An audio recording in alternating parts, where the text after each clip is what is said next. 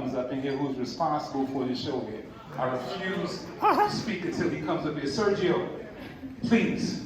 I'm sorry, you gotta come. I'm not gonna speak until you come up here.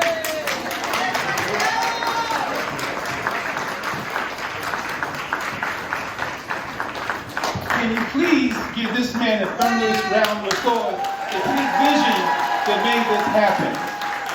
Sergio is the curator that came to me about a year ago with the idea of showcasing my work in this institution. This wonderful man came out of retirement to see this vision come through. So I'm honored to know him. I give him good things. Come on, you guys can do better than that.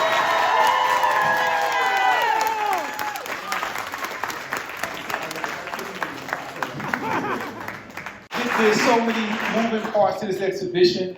I just want to congratulate, I want to just thank all the staff at the Bronx Museum for helping make this exhibition happen. It's not with me, it's so many people that came and made this happen. Guy, I mean so many, I can't even remember the names, but a lot of people. But the joy for me today is the fact that under the language of photography, we have all come together. Different human families of the planet Earth in a time where we really need to come together.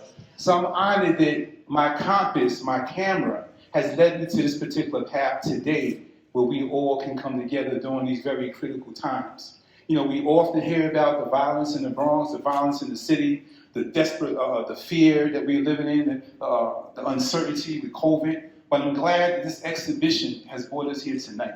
If I was to never do another event again in my life, I'm satisfied with what has happened today.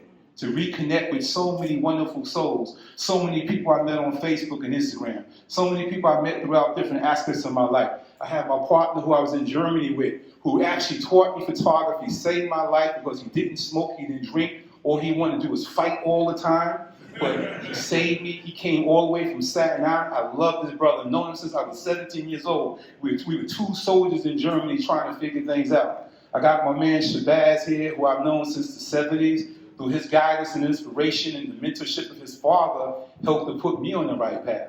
So I'm here today because so many people have contributed to my growth and development. Photography was the instrument that I used. It was my mission in life. I have to first give thanks to the Creator for giving me the divine gift of vision, because without vision I would be nothing.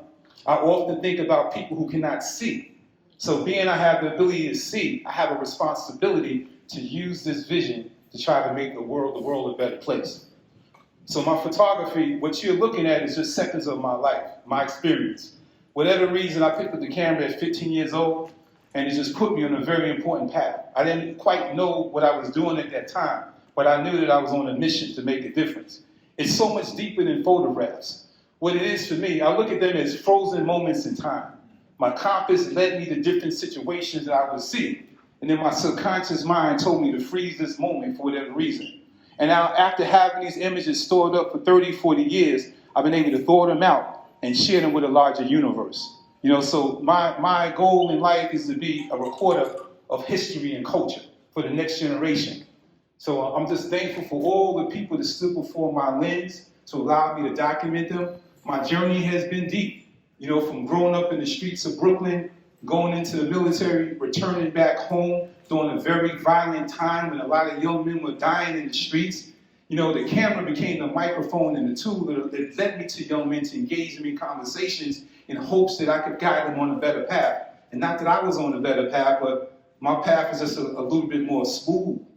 Then I would go on to spend 20 years working in the Department of Corrections, many years on Rikers Island, and that was another part of my assignment in life. My camera led me on that path. And I needed to be in that atmosphere to be a light in an atmosphere of so much darkness and hatred. You know, so I'm at the stage in my life now, at 61 years old. I just want to be an example. I want to bring some type of good in the world. And to me, I have to say, with all honesty, this is probably one of the greatest moments in my life.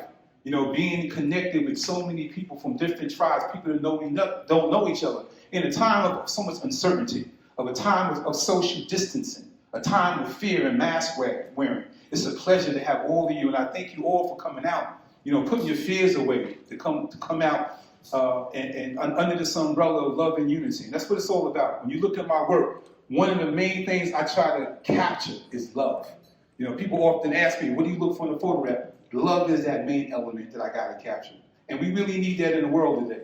And out of curiosity, where are my Instagram people at? You know what I mean? Where my Instagram folks? All right, there you go. Nothing but love. Instagram has allowed me, it is a wonderful platform that allows me to share my work every day. I wake up each and every day with an idea. How can I make this world a better place using the visual language of photography? So I post images and music in hopes that it will touch somebody to even just have an appreciation for photography or just look at the world from a different lens. So I thank you all, and as I always close, it's very important that I say this. You know, the harvest is ripe, but the labors are few. We need all hands on deck right now to make this world a better place. You know, there's a lot of suffering going on.